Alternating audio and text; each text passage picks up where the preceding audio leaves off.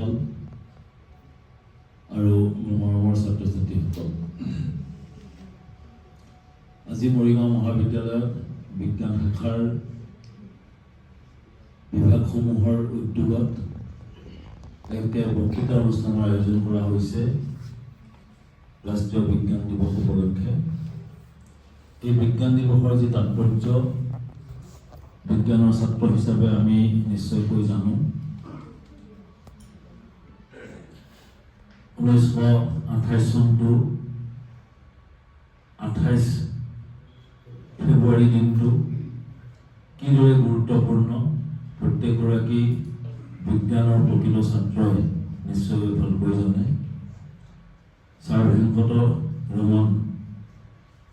তেখেত কোন আছিল এই সম্পৰ্কটো আমি ভালকৈ জানো। আমাৰ বিজ্ঞানৰ ছাত্ৰ ছাত্ৰী হিচাপে আমি এই সকলোবিলাক যিমানখিনি জানিব লাগে বিজ্ঞানৰ ছাত্ৰ হিচাপে। আমি বিজ্ঞান বিভাগৰ অধ্যাপক আব্দুল ওছমানী ছাৰক নিমন্ত্ৰণ জনাইছোঁ। সুপ্ৰভাত, সকলোলৈ সুপ্ৰভাত যাচিছোঁ। আজি আমাৰ এই সায়েন্স নেশ্যনেল সায়েন্স ডে ৰাষ্ট্ৰীয় বিজ্ঞান দিৱস উপলক্ষে আয়োজন কৰা আজিৰ সভাৰ সভাপতি তথা মৰিগাঁও মহাবিদ্যালয়ৰ অধ্যক্ষ মহোদয়, আমাৰ সন্মানীয় অতিথি মৃণাল হাজৰিকাদেৱ, আমাৰ অসম বিজ্ঞান সমিতিৰ প্ৰধান সচিব তেখেত, আৰু আমাৰ উপবিষ্ট অন্নদা দেৱী বাইদেউ, অসম বিজ্ঞান সমিতি মৰিগাঁও শাখাৰ সভানেত্ৰী, মোৰ সন্মানীয় শিক্ষাগুৰুসকল আৰু মোৰ মৰমৰ ছাত্ৰ ছাত্ৰীসকল, আজি সঁচাকৈ বৰ গুৰুত্বপূৰ্ণ দিন। আমি এই নেশ্যনেল সায়েন্স ডে বা ৰাষ্ট্ৰীয় বিজ্ঞান দিৱস চমুকে NSD বুলি কোৱা হয়, প্ৰতি বছৰে আমাৰ ফেব্ৰুৱাৰী মাহৰ 28 তাৰিখে পালন কৰা হয়। আৰু এইটো আমাৰ অধ্যক্ষ মহোদয়ে কৈছে যে 1987ৰ পৰা প্ৰচলিত হৈ আছে। আৰু ইয়াৰ অন্তৰালত আমাৰ পদাৰ্থ বিজ্ঞানী ভেংকট ৰমন দেৱৰ তেখেতৰ যি অৱদান, বিজ্ঞানৰ যি ৰমন এফেক্ট, তাৰ ওপৰত বেছ কৰিয়েই সদৌ গোটেই ভাৰতবৰ্ষৰ অৰ্থাৎ আমাৰ গোটেই ইণ্ডিয়া বা ভাৰতবৰ্ষই এইটো পালন কৰি আহিছে। তেখেতক সন্মান দিয়াৰ অৰ্থে, আৰু তেখেত হৈছে ভাৰতবৰ্ষৰ বিজ্ঞান জগতৰ তেখেত ভাৰতৰ প্ৰথম নোবেল প্ৰাইজ পাইছে বিজ্ঞানৰ ভিতৰত, তেখেতে প্ৰথম। পিছত আৰু কেইগৰাকীমান মনীষীয়ে পাইছে যদিও তেখেতে প্ৰথম। 1930 চনত তেওঁক নোবেল প্ৰাইজ দিয়া হৈছিলে এই যিটো ৰমন এফেক্টৰ কাৰণে। আৰু সেই ৰমন এফেক্টৰ জৰিয়তে বিজ্ঞান জগতৰ তথা পদাৰ্থ বিজ্ঞানত যি আলোড়ন সৃষ্টি কৰিছে, সেই আলোড়ন সকলোৱে মানি লৈছে। গোটেই পৃথিৱীৰ গোটেই সমাজ, গোটেই পৃথিৱীবাসীয়ে তাক মানি লৈছে। প্ৰত্যেক বছৰে বেলেগ বেলেগ হয়। এইবাৰ থিমটো হৈছে empowering India youth for global leadership in science and innovation for Vikas Bharat, Viksit Bharat. আজিৰ এই থিমটোৰ জৰিয়তে আমাৰ অধ্যক্ষ মহোদয়ে কৈছে যে আমাৰ ছাত্ৰ ছাত্ৰীসকলৰ মাজত বিজ্ঞান আলোড়ন সৃষ্টি কৰিবৰ কাৰণে এই থিমটো লোৱা হৈছে, যাতে যুৱ সমাজ ছাত্ৰ ছাত্ৰীসকল যাতে বিজ্ঞানৰ প্ৰতি আকৰ্ষিত হয়। আৰু সেই হেতুকে আমি এইবাৰৰ গুণোৎসৱত যিবিলাক স্কুলত গৈছিলোঁ, আমি তেখেত সেই স্কুলৰ ছাত্ৰ ছাত্ৰীসকলকো আমি আমন্ত্ৰণ জনাইছোঁ যাতে আমাৰ মৰিগাঁও মহাবিদ্যালয়ৰ বিজ্ঞান বিভাগৰ গোটেইকেইটা যাতে লেবৰেটৰী চাব পাৰে, তাৰ এটা আমি চিন্তা চৰ্চা কৰিয়েই যাতে বিজ্ঞানৰ এটা আলোড়ন হয়, মৰিগাঁও জিলাত যাতে চাৰিওফালে বিজ্ঞানৰ এটা আলোড়ন হয়, সেইটোৰ কাৰণে আমি বিভিন্ন স্কুলৰ ছাত্ৰ ছাত্ৰীসকলক মাতিছোঁ। তেওঁলোক নিশ্চয় আহিব আৰু তেওঁলোকে চাব, আৰু তেওঁলোক নিশ্চয় ইনস্পাইৰেশ্যন হ'ব বুলি আমি আশা ৰাখিছোঁ। সায়েন্সৰ তুলনাত বাকী ষ্ট্ৰীম কেইটা, বিশেষকৈ কমাৰ্চ আৰু আৰ্টছৰ বিভাগ কেইটাত কিন্তু যথেষ্ট ছাত্ৰ ছাত্ৰী আছে। সায়েন্স ডিপাৰ্টমেণ্টত ছাত্ৰ ছাত্ৰী কমি গৈছে। এইটোলৈ আমি বিজ্ঞানৰ শিক্ষকসকলেও নিশ্চয় চিন্তিত হৈছোঁ এই ক্ষেত্ৰত যে কেনেকৈ ছাত্ৰ ছাত্ৰীক আমি আমাৰ মাজত আনিব পাৰোঁ আৰু সেইটোৰ কাৰণে চাগে আমি এটা ষ্টেপ লৈছোঁ এইবাৰ যাতে স্কুলবিলাকৰ ছাত্ৰ ছাত্ৰীয়ে আমাৰ মহাবিদ্যালয়খন দেখি যাতে তেওঁলোক নিজে আকৰ্ষিত হয় যাতে ছায়েন্স পঢ়িবলৈ যাতে মনতে স্থিৰ কৰি লয় সেই উদ্দেশ্যে আমি এইবাৰ তেওঁলোকক মাতিছোঁ গতিকে আজিৰ বিশেষকৈ আজি ৰাষ্ট্ৰীয় বিজ্ঞান দিৱসৰ এই যিটো তাৎপৰ্য বা যিটো উদ্দেশ্য এই উদ্দেশ্যখিনি এইখিনিকে বুলি ভাবি মই আজি মোৰ এই যিটো উদ্দেশ্য কৈ পেলাই মই সামৰিব পাৰিছোঁ ধন্যবাদ এতিয়া আজিৰ সভাৰ মুখ্য অতিথি তথা অসম বিজ্ঞান সমিতিৰ সম্পাদক মৃণাল হাজৰিকা দেৱ ছাৰক ভাষণ আগবঢ়াবলৈ অনুৰোধ জনাওঁ। সন্মানীয় আজি বিজ্ঞান দিৱস উপলক্ষে মৰিগাঁও মহাবিদ্যালয়ৰ এই বিশাল চৌহদত নিউ বিল্ডিঙত আয়োজিত সভাত উপস্থিত থকা সন্মানীয় সভাপতি মোৰ বন্ধু সভাপতি বন্ধু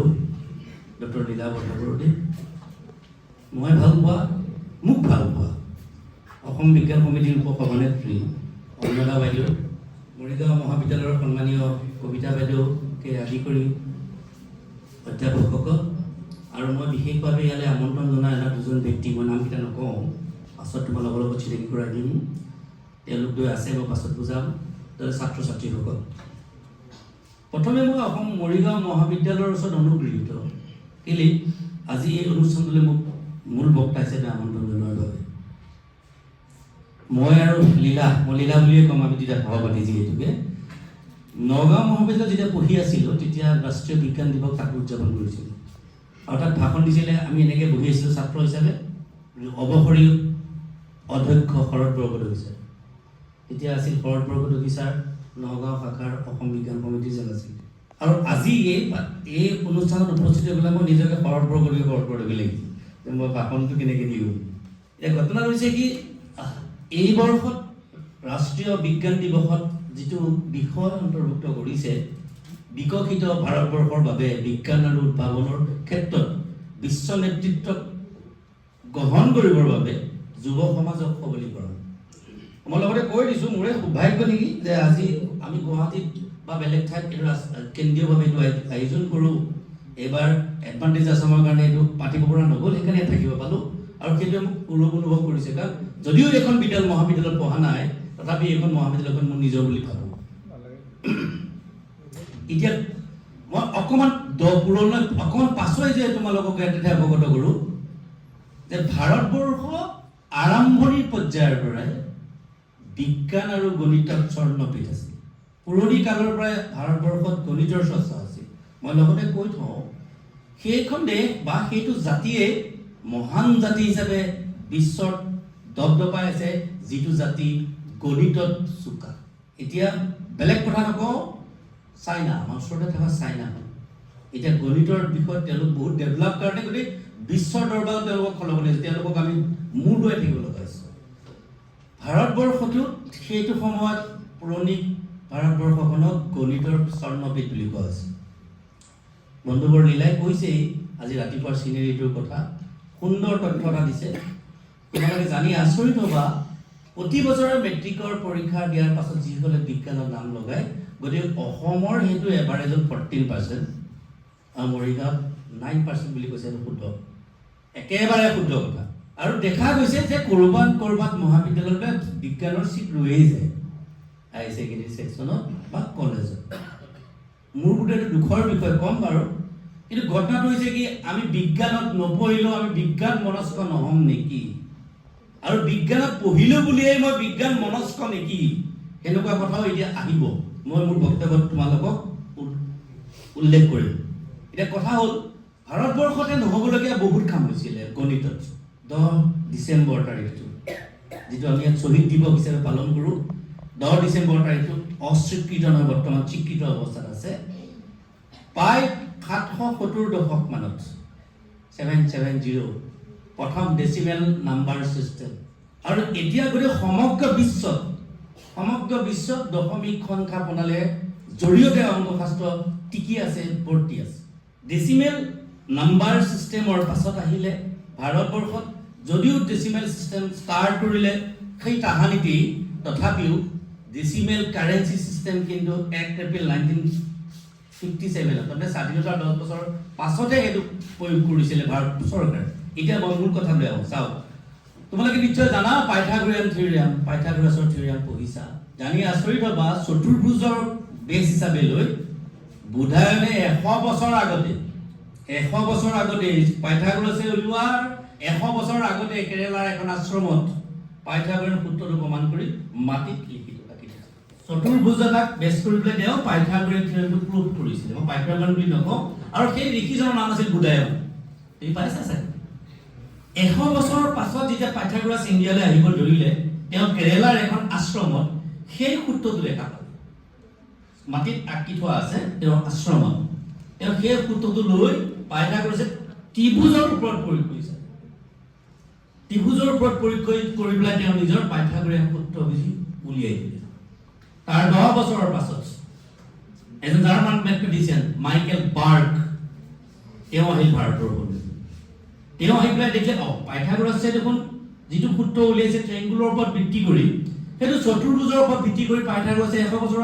বুধায়নে 100 বছৰ আগতে উলিয়াই দিলে। পাছত এখন ইণ্টাৰনেশ্যনেল কনফাৰেন্সত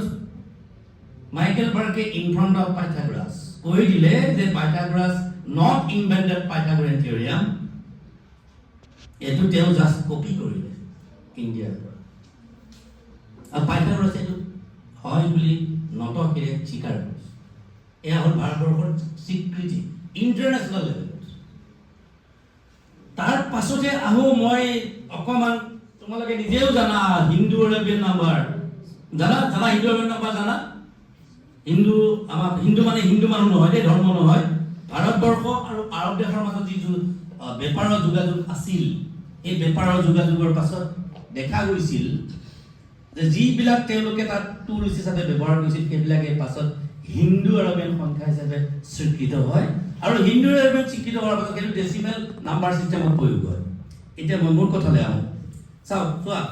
আমি অসমখন ভাৰতবৰ্ষৰ তললৈ যোৱা 200 বছৰ ভৰি দিছে। আজি 200 বছৰ ভৰি দিয়া 4 দিন হৈছে।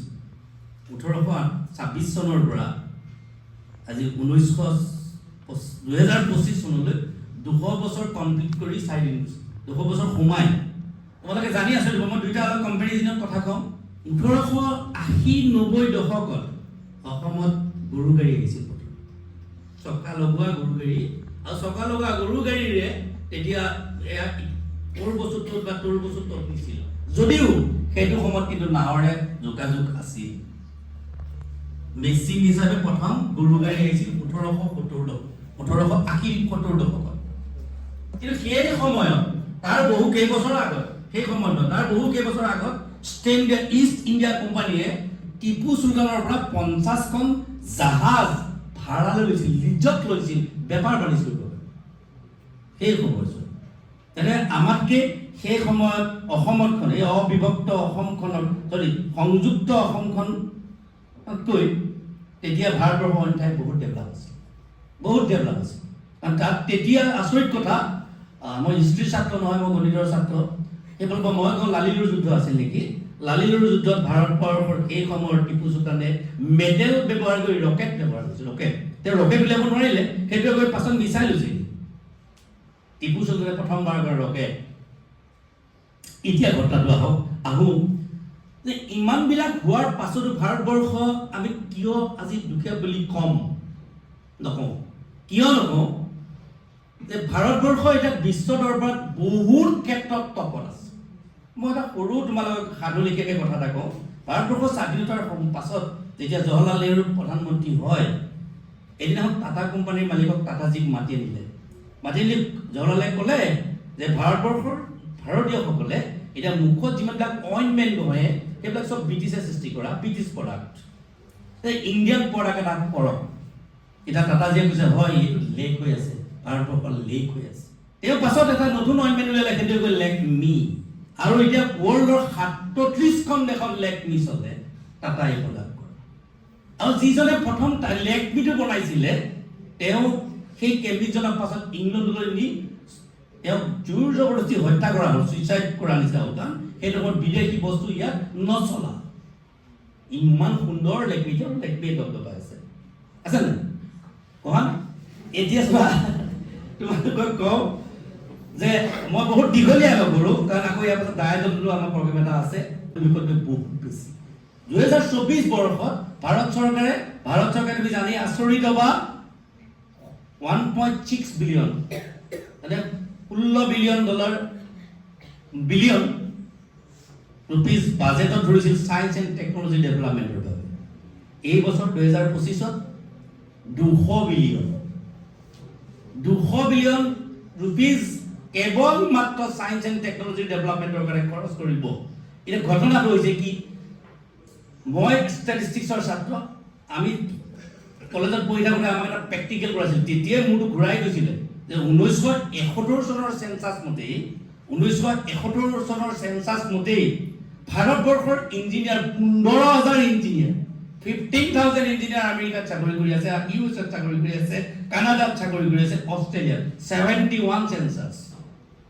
আৰু আজি তাৰিখত তুমি তাৰ যদি হিচাপ দেখা ভয় লাগি যাব। 3 লাখ ইণ্ডিয়ান চাইণ্টিষ্ট, ইঞ্জিনিয়াৰ, বিশেষকৈ IT চেক্টৰে হওক বা হাৰ্ডৱেৰ ছফ্টৱেৰ ইত্যাদিবিলাকতে হওক, তেওঁলোকে কাম কৰি আছে। এতিয়া ইঞ্জিনিয়াৰিং বাদ দিলোঁ, মেডিকেল চায়েন্স, মই বেলেগৰ নাম নকওঁ, জয়ন্ত বিশ্ব শৰ্মা, আমাৰ হিমন্ত বিশ্ব শৰ্মাৰ দাদা, স্কটলেণ্ডৰ এখন কেঞ্চাৰ ইনষ্টিটিউটৰ মুৰব্বী, কেমৰ মুৰব্বী, মোৰ লগত প্ৰায় হোৱাটছআপত যোগাযোগ হয়। এতিয়া ভাৰতীয় ডক্টৰ 27,000 আছে আমেৰিকাত, ইউৰোপ ৰাষ্ট্ৰত, কানাডাত। সেইবিলাক যেন আমাৰ নেতৃত্ব নহয়, ডমিনেশ্যন নহয় জানো? হয় নে বাৰু? হয়নে নহয়? হয়। এতিয়া মই লগতে তোমালোকক ক'লে আচৰিত পাবা, এই বছৰ চন্দ্ৰযান অভিযান 3 হৈ গ'ল। তাৰ আগতে মই চন্দ্ৰযান 1ৰ কথা অকণমান তোমালোকক কৈ ল'লে ভাল লাগিব যে চন্দ্ৰযান 1ৰ মূল বৈজ্ঞানিকজনে আছিল আমাৰ যোৰহতীয়া জিতেন্দ্ৰনাথ গোস্বামী ছাৰ। আমি তেওঁক ইয়ালৈ মাতিছিলোঁ মৰিগাঁৱলৈ। জিতেন গোস্বামী ছাৰ যেতিয়া মেট্ৰিকত 1968 তেওঁ মেট্ৰিকত 4th ষ্টেণ্ড কৰিছিল। 4th ষ্টেণ্ড কৰাৰ পাছত ষ্টেণ্ড কৰিলে কেনেকুৱা লাগিব? ফূৰ্তি লাগে নাই? ফূৰ্তিত আহিছে বাপেক সত্ৰাধিকাৰ মানুহ, ফূৰ্তিত আহি পেলাই ক'লে আটা মই ষ্টেণ্ড কৰিলোঁ 4th। যেতিয়া কি ক'লি তই? বোলে 4th ষ্টেণ্ড কৰিলোঁ। যোৱা বছৰ যেতিয়া 4th ষ্টেণ্ড কৰিছিল সেইটোৰ নামটো মনত আছেনে? বোলে নাই, অহা বছৰ তোৰ নামটো ক'লে। কেনেকুৱা লাগিব কোৱা? উঠি অহা ল'ৰাটো ধুপুচকৈ লাগিছে বাপেক। তই এনেকুৱা এটা জিতেন হ যাতে বিশ্বই তোৰ নাম মনত ৰাখে।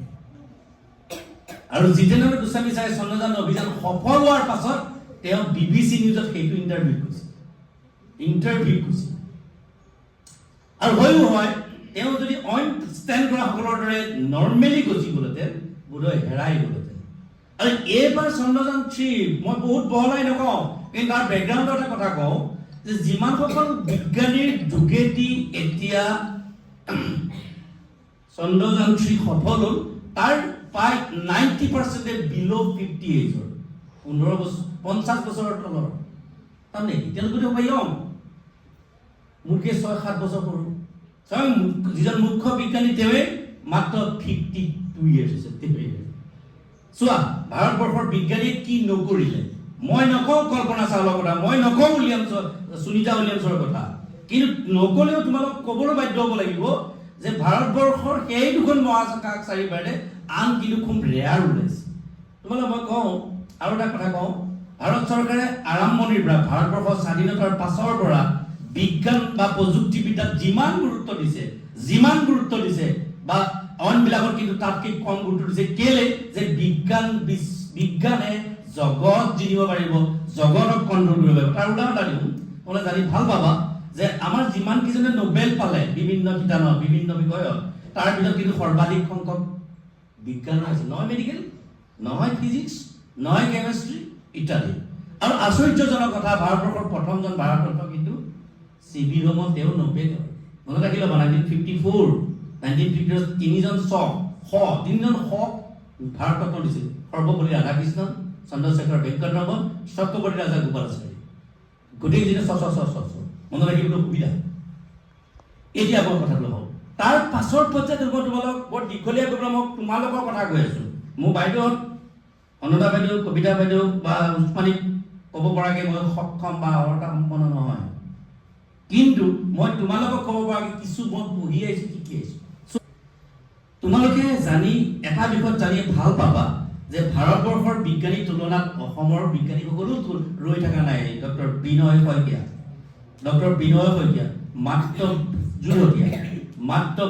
45 বছৰ বয়স হৈছে নেকি, 45 years, 42 yearsত youngest scientist in India, যিজনে ভাটনগৰ এৱাৰ্ড পাবলৈ সক্ষম হ'ল। ভাটনগৰ, এতিয়া মই অলপ আগতে কৈছিলোঁ যে ভাৰতবৰ্ষৰ লগত আমি চামিল হোৱা মাত্ৰ 200 বছৰ ধৰি দিছোঁ। আজিৰ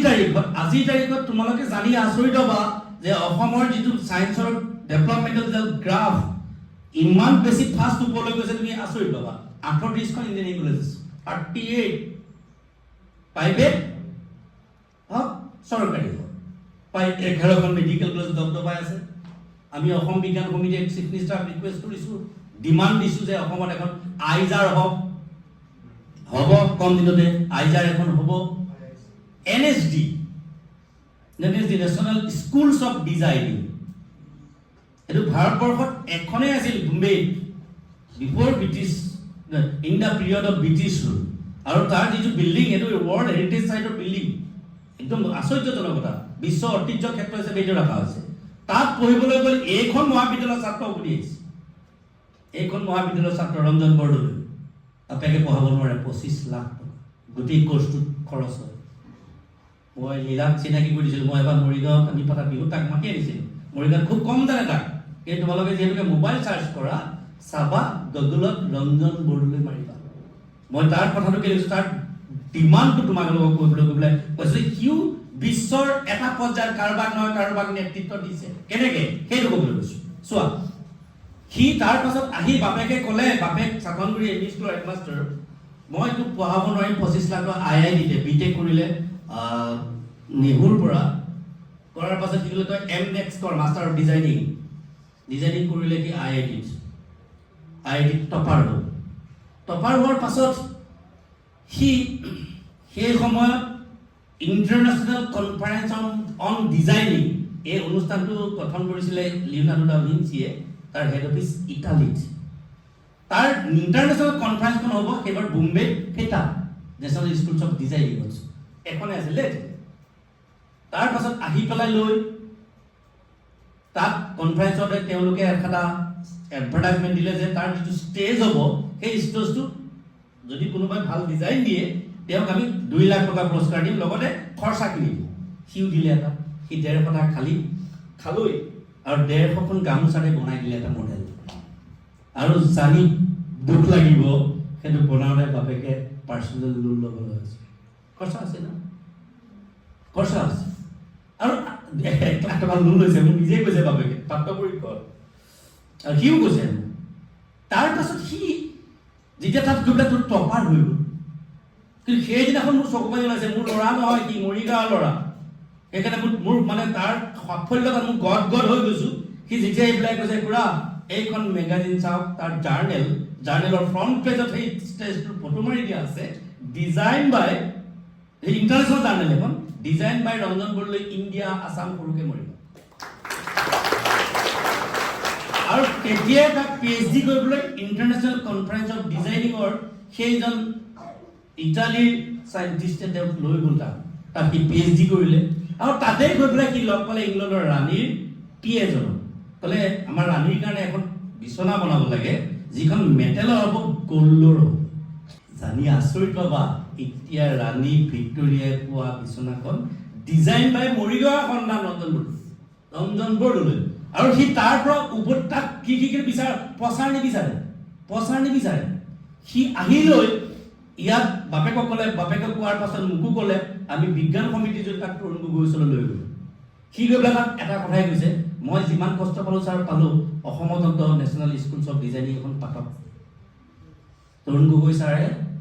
সেই সময়ত যোৰহাটত ষ্টাৰ্ট কৰিলে, এতিয়া যোৰহাটত নেশ্যনেল স্কুলছ অফ ডিজাইনিঙৰ কেম্পাছ ষ্টাৰ্ট হৈ গ'ল, তাত ষ্টুডেণ্টে কৰিব পাৰে। আৰু সেইখনৰ কি দিন,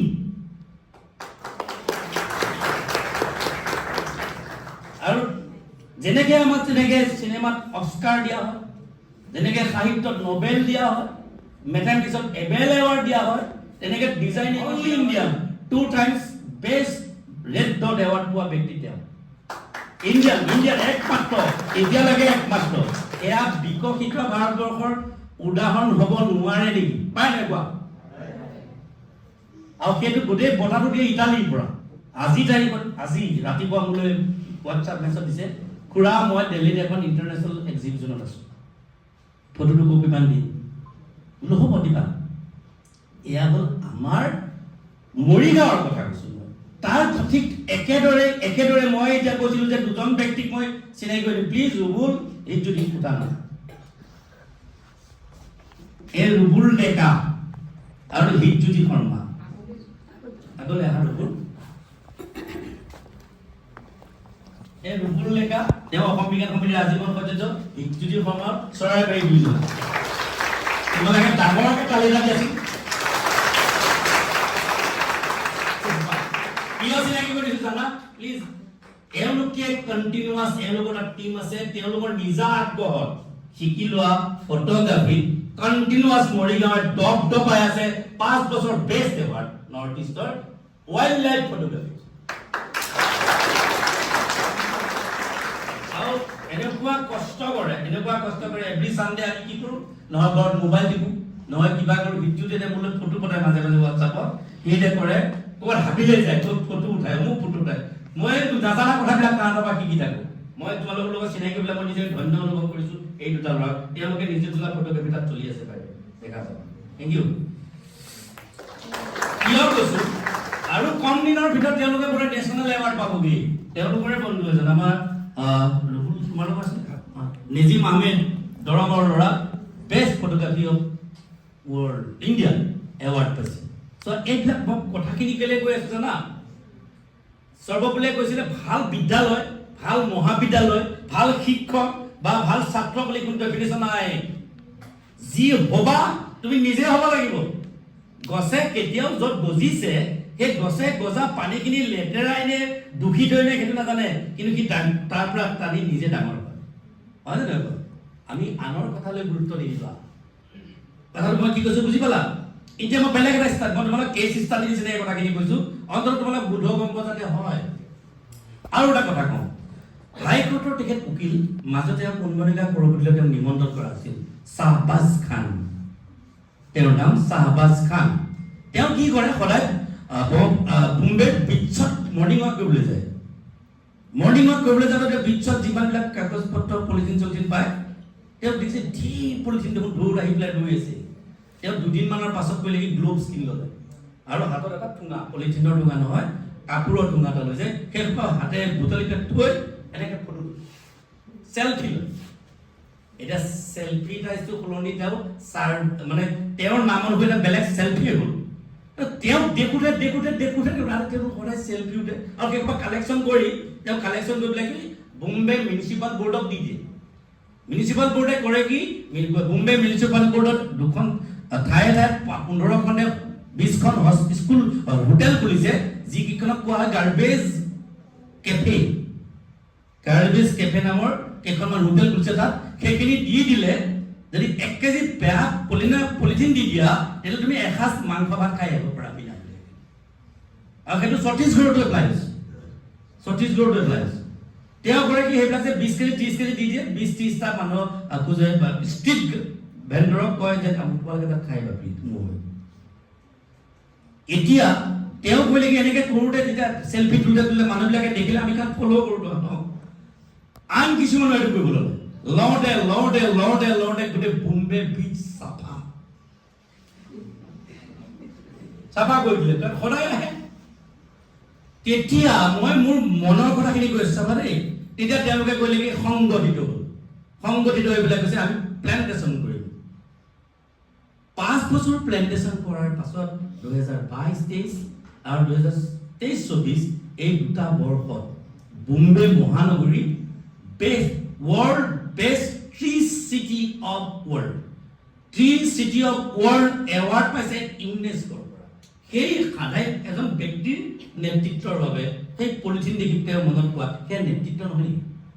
বিকশিত ভাৰত নহয় নেকি আমি বিকশিত ভাৰতত কি কৰোঁ গুৱাহাটীত ধুনীয়াকৈ ফ্লাইঅভাৰ বনাইছোঁ ৰং কৰিম কালি মন্ত্ৰী আপুনি কৰিব আজি দি দিছোঁ শিখৰ পিঠ পেলাই দিছোঁ নাই বাৰু পেলাই দিছোঁ চোৱা সেইবিলাকে বিকশিত নকৰে কি কাৰণে নকৰে যে সেইবিলাক আমাৰ মস্তিষ্কৰ বেয়া লক্ষণৰ ফলত ফচল মই তোমালোক এইখিনি কথা কিয়ৰ কাৰণে ক'লো জানা মই অসম বিজ্ঞানী জেনেৰেল ছেক্ৰেটাৰী হিচাপে পাই আমাৰ প্ৰায় অলমষ্ট 10,000 লাইভ মেম্বাৰ আছে 10,000 লাইভ মেম্বাৰ মাজত মই দুটা কথা দেখিছোঁ কিছুৱে মাষ্টাৰ ডিগ্ৰী পঢ়ে ফৰ জবৰ এক্সপেক্টেড মই MSc পঢ়িম BSc পঢ়ি প্ৰফেচৰ হ'ম বা মই ডক্টৰ হ'ম ইঞ্জিনিয়াৰ হ'ম ইত্যাদি কাৰণে পঢ়ে আন কিছুমানে পঢ়ে বিজ্ঞান মনস্ক হোৱাৰ সংখ্যা কিন্তু অসমত ভাৰতবৰ্ষত এতিয়া তোমালোকৰ কথাটো কওঁ এই যিমানখিনি কথা ক'লো তাৰ পৰা এটা কথা জানিবা টেকন'লজিৰ বেলিকা ভাৰতবৰ্ষ এতিয়া অইন চাইনাৰ লগত ফেৰ মাৰিব পৰা অৱস্থালৈ গ'ল কেলে মৰিগাঁৱৰে সুসন্তান এটা সময়ত লাহৰিঘাট সমষ্টিৰ MLA আছিল তেওঁ আব্দুল জলিল তেওঁৰে ল'ৰা এতিয়া DRDO এটা অৰ্গেনাইজেশ্যন যিটো অৰ্গেনাইজেশ্যনে জানা চাগে তোমালোকে যিয়ে আমাৰ মিছাইল ইত্যাদিবিলাক বনায় বা যুদ্ধ জাহাজ টেংক ইত্যাদিবিলাক বনায় তাৰ চাইণ্টিষ্ট জুলফিকৰ বট্টুতা নাম জুলফিকৰ মই কথাখিনি কেলে কৈ আছোঁ তোমালোকে অনুমান কৰিছা যে তোমালোকৰ ইনফ্লুৱেঞ্চ হোৱা ভাষণ দি গুচি যাওঁ তাৰপাছত ওলাই যাওঁ কিন্তু আমাৰ লাহৰিঘাটৰ ল'ৰাটোৱে ক'লে যে এইটো হয় আমি পাৰিম নেকি আমিতো পাৰিব লাগিব আমিতো কিবা এটা হ'ব লাগিব ঠিক একেদৰে তোমালোকৰ জ্ঞাততে মই আৰু এটা ইনফৰমেশ্যন দি থৈ যাওঁ ভাৰত চৰকাৰে শেহতীয়াকৈ কোনোবা যদি চাইণ্টিষ্ট লোকেল মানে কোনটো লোকেল কথা কৈছোঁ আমাৰ গ্ৰাম্য বিজ্ঞান প্লেচ বা হট চায়েন্সৰ ওপৰত ডেভেলপমেণ্ট কৰিবলৈ চিন্তা কৰে তেতিয়াহ'লে তেওঁক ইনস্পায়াৰ কৰিবৰ কাৰণে এটা এৱাৰ্ড ঘোষণা কৰিছে আৰু সেই এৱাৰ্ডটোত আমি ল'ৰা ছোৱালীবিলাকে নাজানো বা তাৰ কাৰণে ইনচেণ্টিভো তেওঁলোকক আমি দিব পৰা নাই চাগে যে সেইটোত প্ৰায় 5 লাখ টকা এৱাৰ্ড দিয়া হয় তেওঁ জাষ্ট মডেলটো বনাই দিলে ভিডিঅ'টো কৰিব লাগে এতিয়া চোৱা ইমানখিনি কোৱাৰ পাছত মই তোমালোকৰ এটাতে দুটা কথা কওঁ ইহুদী এটা জাতি যিহেতু ইহুদী জাতিৰ নিজা বুলিবলৈ দেখেই নাই আছে ন এতিয়াও যুদ্ধ কৰি আছে তেওঁলোকে কিন্তু ইহুদীসকলৰ মাজতে নোবেল এৱাৰ্ডৰ সংখ্যা বেছি এনে মই কোনটো ক'বলৈ গৈছোঁ সায়েন্স দুটা এটা সায়েন্স এটা টেকনলজিটো তাৰি কৰি আৰু সায়েন্স জেনেৰেল সায়েন্স যিটো পিয়ৰ সায়েন্স কবিতা বাইদেউ মোক সাপোৰ্ট দিব পিয়ৰ সায়েন্স মানে কেনেকুৱা নতুন সূত্ৰগত এতিয়া আমাৰ 4-5জনে আমাৰ সায়েন্সত নোবেল পাইছোঁ সঁচা কিন্তু আটাইতকৈ ডাঙৰ কথা আমি ব্যৱহাৰ কৰা মোবাইলৰ 98% মোবাইল এতিয়া ইণ্ডিয়াতে প্ৰডাক্ট হয় বিদেশৰ কোম্পানী চৰকাৰে এটা ল কৰিছে যে তোমালোকে জানা মেক ইন ইণ্ডিয়া ভাৰতত বনোৱা মেড ইন ইণ্ডিয়া ভাৰতৰ দ্বাৰা বনোৱা ভাৰতত বনোৱা বিদেশী কোম্পানী এইবিলাক ইয়াত বনাইছে আমি ব্যৱহাৰ কৰা 98% মোবাইল ইণ্ডিয়াত বিদেশী কোম্পানী এইবিলাক বনোৱা বস্তু আমি ব্যৱহাৰ কৰি আছোঁ ঠিক একেদৰে আমি যেনেদৰে টেকনলজি ডেভেলপ কৰিছোঁ ঠিক তেনেদৰে আমাৰ ফালৰ পৰা আমি পিয়ৰ চায়েন্স যিটো বিশুদ্ধ বিজ্ঞানত কিন্তু আৰু কৰিবলগীয়া আমাৰ ফল বহুত আছে আৰু এইখিনি কৰিবৰ কাৰণে মই ভাবোঁ যে চোৱা মৰিগাঁও মহাবিদ্যালয়ত যিমানখিনি তোমালোকক ইনফ্ৰাষ্ট্ৰাকচাৰ যিমানখিনি একাডেমিক ছাপোৰ্ট দিছে মই ভালকৈ জানো যে কলেজখন এখন আল্টিমেটলি কমপ্লিট কলেজ আজিৰ তাৰিখত কমপ্লিট কলেজ এই কমপ্লিট কলেজত তোমালোকে ইয়াৰ পৰা ৰিচোৰ্চ লৈ বাইদেউহঁতক পাইছা ছাৰহঁতক পাইছা আৰু এই আমাৰ উছমানী আছে মোৰে ভাতৃ সেইটো আজিকালি বিজ্ঞান যিহেতু লিখিয়েই থাকে আৰ্টিকল লিখিয়েই থাকে তেওঁলোকৰ পৰা ৰিচোৰ্চ লৈ তোমালোকে নিজে নিজৰ পৃথিৱীখন বনোৱা জানিবা তোমালোক প্ৰতিজনে একোজন তোমালোকৰ তাৰকা ৰাজ্যৰ একোজন সূৰ্য আৰু সেই সূৰ্যটোক চাৰিওফালে ঘূৰিবলৈ তোমালোকে কি উপগ্ৰহ বা কি গ্ৰহ বনোৱা তোমালোকে বুজি পাইছা এটা বিকশিত হ'বৰ বাবে ভাৰতবৰ্ষৰ বিকশিত হ'বলৈ বিদেশত নহ'লে আমি দেশতো হওঁচোন দেশত হ'ব পাৰোঁ ন দেশত হ'লে আমাক বেলেগে চাব নাই চাব এতিয়া মই একদম লাষ্ট ৱৰ্ড দীঘলীয়া আকৌ ইচ্ছা কৰা নাই আমাৰ ভাতৃ এজন 99ত কি জন্ম তাৰ নাম ৰিজ্যোতি ডেকা বাপেক ভেটেৰিনেৰী কলেজৰ প্ৰফেচৰ আছিলে মাটিটো ষ্টেণ্ড কৰা সি NITৰ পৰা বিটেক কৰিলে ইলেক্ট্ৰনিক্স এণ্ড কমিউনিকেশ্যন গৈ জাপানত গুচি গ'ল ফ্ৰান্সত গৈ তাত এমটেক কৰিলে এমটেক কৰি পেলাই তাত এনেকুৱা এটা বস্তু ডেভেলপ কৰিলে যে জাপানৰ মানুহবিলাকে খেতি কৰা এইবিলাক ঘৰত ৰিম'ট কণ্ট্ৰলৰ এটা ঢাল বাই চিডছ ছটিয়াই স্প্ৰে কৰে যদি কিবা লাগে পানী দিয়ে সকলো কাম ঘৰত বহি গৈ লেবৰ দুটা চেঞ্চৰ উলিয়ালে তাৰে এটা চেঞ্চৰ মই তোমাক কৈ দিছোঁ শুনা সি উলিয়ালে সি ভাবিলে চালা মই জাপান ফ্ৰান্সত কিয় দিওঁ ইণ্ডিয়ালৈ গুচি আহিলে চাকৰি বাদ দি এতিয়া আমাৰ দলত বিজ্ঞান সমিতিৰ দলত থাকি আমাৰ অফিচৰ এটা পাৰ্টত আমি দি দিছোঁ তাক সি কৈছে ছাৰ আমি এটা কাম কৰিব ওলাইছোঁ যে ব্লকে থাকিব গাঁৱৰ ফিল্ডত মানে পেডি ফিল্ডত চেণ্টাৰ থাকিব গাঁৱৰ বুজা মানুহজনে যে কথা ক'ব নাজানে ইংৰাজী ক'ব নাজানে হিন্দী ক'ব নাজানে বা কোনো লেটাৰ যে তেওঁ যদি কয় এইফালে মোবাইলটো আগত কয় যে মোক খেতিডৰাত পোকে ধৰিছে মোক খেতিডৰা ফচল নাই ফুলা নাই ইত্যাদিবিলাক যদি তেওঁ মোবাইলটোৰ আগত কয় তেতিয়াহ'লে তেওঁ উইথিন 5 মিনিটৰ ভিতৰত তাৰ চলিউশ্যনটো তেওঁৰ নিজৰ মাতৃভাষাত গ'লে তেওঁ ঘৰত পাব কম ডাঙৰ কাম কৰিছে নেকি সেইটো কাম কৰিবলৈ সি এতিয়া গভৰ্ণমেণ্ট অফ ইণ্ডিয়াৰ পাই 10 কোটি টকাৰ এটা প্ৰজেক্ট আছে সেইটো কাম কৰিব কম দিনত আৰু মই আশা কৰিম সেই ল'ৰাজনক মই মৰিগাঁও লীলাপথৰ লগত ইতিমধ্যে আলোচনা কৰিছোঁ মই ইয়ালৈ এখন বিদ্যালয়লৈ লৈ আহিম সি এতিয়া ইণ্ডিয়াৰ AI জনা ল'ৰাবিলাকৰ ভিতৰত ৰেংকিঙত আছে ৰিজুতি ডেকা সৰু ল'ৰা মাই ডিয়াৰ বয়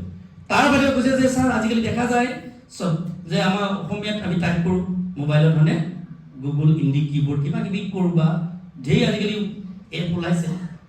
ছাৰ মই এনেকুৱা এটা এপ সদ্যহতে মোৰ ইনষ্টল হৈ গৈছেগৈ ফাইনেল পৰ্যায় হৈ গৈছে মোবাইলত মই অসমীয়াত কৈ দিওঁ তাত ইংৰাজী টাইপ কৰোঁ আৰু যদি মই ইংৰাজীত কৈ থাকোঁ অসমীয়াতো হ'ব পাৰে মই জাষ্ট তাক কৈ ল'লে কি লেংগুৱেজলৈ মই তামিল তেলেগু যি কি কাৰবাৰ মোৰ কাৰণে এইটো সাধু লাগিছে তাৰমানে সি মোক যেতিয়া বকি আছে কালি ফোন কৰিছিলে কি মই তোমাক বোলো মই মৰিগাঁও তোমাক কৈ তাক কৈছোঁ যে যদি তুমি এদিন মৰিগাঁওখনত যাব লাগিব আৰু মোক কৈ খোজ পাইছোঁ যে উইদিন দ্য মাৰ্চ সি মৰিগাঁওলৈ যায় থাকিবানে আৰু এই তাক অনা নিয়াৰ সমুদায় খৰচ মোৰ মাত্ৰ আপোনালোকে চাহ একাপ পাব বাইদেউ এগ্ৰী এইখিনি কথা তোমালোকক জ্ঞান কৈছোঁ যে আমি আছোঁ ক'ত আৰু সেইখিনি আছে ক'ত এইখিনি কথা তোমালোকৰ জ্ঞানতে মই ক'লো চাবা মই কোৱা নাই যে তোমালোকে ইয়াৰ পৰা গৈ পেলাই আমেৰিকাত এষ্টাব্লিছ হোৱা মই কোৱা নাই তোমালোকে কানাডাত হোৱা অষ্ট্ৰেলিয়াত হোৱা ইয়াতে তোমালোকে জিলিকি উঠা আৰু জিলিকি উঠিলে দেখিবা এদিন নহয় এদিন তোমাক বিদেশে মাতিব তেতিয়া তুমি বিশ্বক শাসন কৰিব পৰা অৱস্থালৈ যাব আৰু সেইটোৱে এইবাৰ কোৱা নাই ভাৰতবৰ্ষৰ প্ৰধানমন্ত্ৰীয়ে কোৱা নাই যে ইয়াৰ পৰা গৈ পেলাই আমাৰ অসমৰ ল'ৰাই ভাৰতবৰ্ষৰ ল'ৰাই বিদেশত চাকৰি কৰিব এইটো অভাৱ নাই আছে নেকি কি আছে বাৰু আমাৰ ইয়াত তাহাঁতক এণ্টাৰপ্ৰেনাৰশ্বিপ যিটো দিয়া হয় যিটো সেইটো আমাক ইয়াত কি হয় খৰি ধুৱাই থাকিব দৰকাৰ নাই খুচৰি দিলে জুই জ্বলেই সেই খুচৰি দিয়া ব্যক্তিজন আমি ইম্প্ৰুভ আৰু তেতিয়াই দেখিবা তোমালোক সফল হৈছা তোমালোক পাৰফেকশ্যনিষ্ট হৈছা আৰু তেতিয়াই দেখিবা তোমালোক সফল হ'বা আৰু সফল হ'লে কোৱা নাই যে মৰিগাঁওখন সফল হ'ব বুলি কৈ দেখে ল'ব তোমাক ভাল বস্তুটো হ'ব আৰু লগত লাষ্ট ৱৰ্ড কৈ যাম মাজে মাজে ঘৰত ওলাই এইবিলাক কথা পেপাৰ বা মেগাজিনত যে এডভাৰটাইজমেণ্ট দিয়ে দেখিছা এতিয়া মেগাজিন চেগাজিন বা টিভিটো দিয়ে মোৰ ছোৱালীজনীয়ে সুধিছে বাবা এইটোপা কিয় দিয়ে য়েছ ইউ আৰ ৰাইট যে এডভাৰটাইজমেণ্টটো পেপাৰৰ বস্তু নহয় কিন্তু পেপাৰত এইটো নিদিলে পেপাৰখন নচলে হয় নাই বাৰু পেপাৰখনত এডভাৰটাইজমেণ্ট দিলে টকা পাব জানো টিভিত জানো এডভাৰটাইজমেণ্ট দিলে টিভিটো চলিব মালিকে পইচা পাব জানো কৰ্মচাৰীক দৰমহা দিব পাৰিব জানো নোৱাৰে ঠিক একেদৰে তোমালোকে যেতিয়ালৈকে জ্বলিবলৈ ইচ্ছা কৰিছা তোমালোকে চিনাকি হ'বলৈ ইচ্ছা কৰিছা তেতিয়া দেখিবা তোমালোকে নিজক ইনপুট দিব লাগিব মনত ৰাখি ল'বা মনত যদি ভাবি লোৱা মই এজন বিশ্বৰ বিখ্যাত ডকাই হ'ম হবাই আৰু মই এজন বিখ্যাত চাইণ্টিষ্ট হ'ম হবাই বিশ্বৰ এজন ভাল ইঞ্জিনিয়াৰ হ'ম হবাই আৰু সদায় নিজৰ আজি দিনটো জীৱনৰ শেষ দিন হিচাপে ল'বা এদিনটো সেইটো হ'ব নাই জীৱনৰ শেষ দিন হ'ব নাই আজি দিনটো যদি শেষ দিন বুলি যদি ভাবা তেতিয়াহ'লে আজিয়ে চব কৈ পেলাবা আমি পেণ্ডিং কৰোঁ আৰু শেষত কওঁ মই নিজকো কওঁ বাৰু বিশ্বৰ আটাইতকৈ কথা কোৱা জাতি হ'ল অসমীয়া মোবাইলতেই হওক বা এতিয়া ফোনতেই হওক কথা খুব কয় মই দেখিছোঁ বাটত যোৱা ল'ৰা ছোৱালীয়ে কিনো কথা পাতি যায় ইমাননো কথা পাতি যায় নে সেই কথা পতাবিলাকে লিখি যোৱা নাই লিখা এই মাজতে মই এজন বন্ধু পাইছিলোঁ ধেমাজি গ্ৰন্থমেলালৈ গৈছিলোঁ বৰপেটাত মাতিছিলে মই আমাৰ প্ৰেচিডেণ্ট ছাৰক কৈছিলোঁ ছাৰ দেখিছেনে এইখন কিতাপ এই কিতাপখন ইমান চলিছে এবছৰতে 12 বাৰ ৰিপ্ৰিণ্ট হৈছে পৰাপা হয়নে সি যিবিলাক কথা কয় সেইবিলাক কথা কিন্তু আমি মোবাইলত দেখোঁ এই কথাবিলাক লিখি যোৱাৰ কাৰণে সেইখন তাৰ এবছৰ 12 বাৰ প্ৰিণ্ট কৰিছে ইমান পপুলাৰ হৈছে আমি কিয় নকৰোঁ পৰাপা কৈছা নাই ও শিকি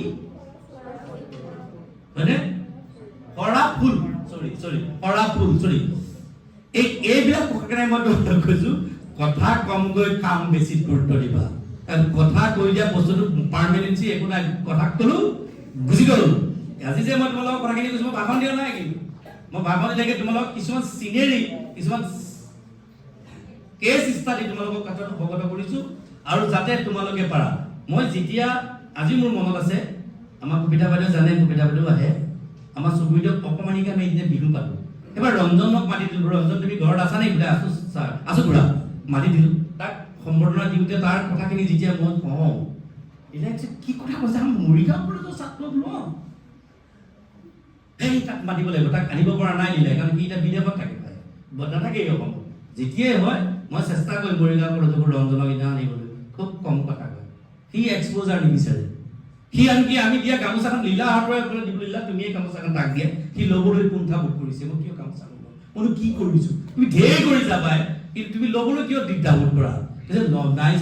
ছাৰ লীলাক কৈছে নাই ছাৰ আপুনি হাততে দিয়ক আপুনি মই নলওঁ আপোনাক আপুনি মোৰ শিক্ষা গুৰু সেই যে সৰু হৈ আছে কাৰণে সি ডাঙৰ হ'বলৈ শিকিছে আমিবিলাক আজিকালি বৰ ডাঙৰ হয়নে হয় নাই বাৰু চাবাচোন বন্ধুৰ লগত কথা পাতিবা জানো ইউটিউবত দিছা এইটো জানো চব জানে 20 মানুহ পৃথিৱীত কম দুজনে ওলাই পাইছে বোলে এজন লিওনাৰ্ডো ডিঞ্চি আৰু শংকৰদেৱ তাৰ মানে বেলেগক চব জনা মানুহ কম এনে প্লিজ সেই স্বভাৱবিলাক এৰা যদি বিকশিত হ'বলৈ ইচ্ছা আছে থেংক ইউ শেষত এটা কথা কওঁ থেংক ইউ কৰাৰ পাছত আমাৰ এটা কোম্পানী আছে কোম্পানীটো পান পৰাগৰ পান মছলা পৰা পান পৰাগ নহয় সেই কোম্পানীটোৰ যিজন মানে মেনেজাৰ মই কেতিয়াবা বৰ ইচ্ছা যায় তেওঁক লগ পাবলৈ আপুনি এনেকুৱা এষাৰ বাক্য লিখি দিলে বিমল এনেকুৱা এষাৰ বাক্য এডভাৰটাইজমেণ্টত লিখি দিলে যিটোৱে গোটেই পৃথিৱীত ভাৰতবৰ্ষক কপাই আছে এইটো কি জিন্দেগী মে বনো এছা দুনিয়া চলে তেৰে জেছা সেইকাৰণে চবেই দুনিয়াত বিমল খাব ল'লে সেইকাৰণে মই তোমালোকক কওঁ সেই বিমল কথা বাদ দি বিমলৰ সেই এপিছডটো বাদ দি সেই পেৰেগ্ৰাফটো বাদ দি তোমালোকেও তেনেকৈ জিলিকিবলৈ চেষ্টা কৰা যাতে তোমালোকৰ পৃথিৱীত তুমি সূৰ্য হোৱা থেংক ইউ